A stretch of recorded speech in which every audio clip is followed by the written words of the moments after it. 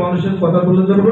এদেশের মানুষ জাতীয়তাবাদী দল বিএনপি বাঘা উপজেলার বাউসা ইউনিয়ন অঙ্গ সংগঠনের আয়োজনে আগামী ফেব্রুয়ারি 2026 নির্বাচন উপলক্ষে এক প্রস্তুতি সভা অনুষ্ঠিত হয়েছে।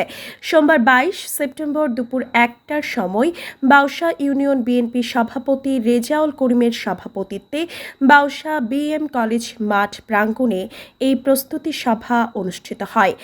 এই প্রস্তুতি সভায় উপস্থিত ছিলেন বাউসা ইউনিয়ন বিএনপির সিনিয়র সভাপতি আব্দুল হাকিম, ইউনিয়ন বিএনপির সাংগঠনিক সম্পাদক মোয়াজ্জেম হোসেন, বাউসা ইউনিয়নের panel chairman Abdur Rahman, union police কমিটির সভাপতি অ্যাডভোকেট আজিল আলম, সাধারণ সম্পাদক শহীদুল ইসলাম, বাউসা ইউনিয়ন যুবদলের সাবেক সভাপতি এনামুল হক, সাধারণ সম্পাদক রবিউল ইসলাম, বাউসা ইউনিয়ন ছাত্রদলের সভাপতি আমির হামজা মধু, সিনিয়র সহ সভাপতি রাকিব আহমেদ মণ্ডল, সাধারণ সম্পাদক সেলিম রেজা সহ বাউসা ইউনিয়নের 9টি ওয়ার্ডের বিএনপি সভাপতি, সাধারণ সম্পাদক ও ছাত্রদল, স্বেচ্ছাসেবক দল ও যুব দলের নেতাবর্গ।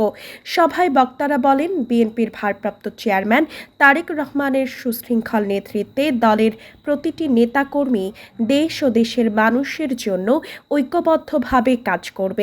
আগামী নির্বাচনে ধানের শীষ প্রতীকের বিজয় অর্জনের মাধ্যমে শহীদ রাষ্ট্রপতি জিয়াউর রহমানের স্বপ্নের সুখী সমৃদ্ধ আগামীর বাংলাদেশ গড়তে সবাইকে একযোগে কাজ করার আহ্বান জানান তারা। বক্তারা আরও বলেন, যদি তারেক রহমান প্রদত্ত রাষ্ট্র কাঠামো মেরামতের 31 দফা বাস্তবায়ন করা যায়, তবে দেশ একটি নতুন বাংলাদেশে পরিণত হবে। তাই 31 দফার প্রতিটি বিষয় গভীরভাবে অনুধাবন করে দেশের উন্নয়ন ও মানুষের কল্যাণে কাজ করতে হবে।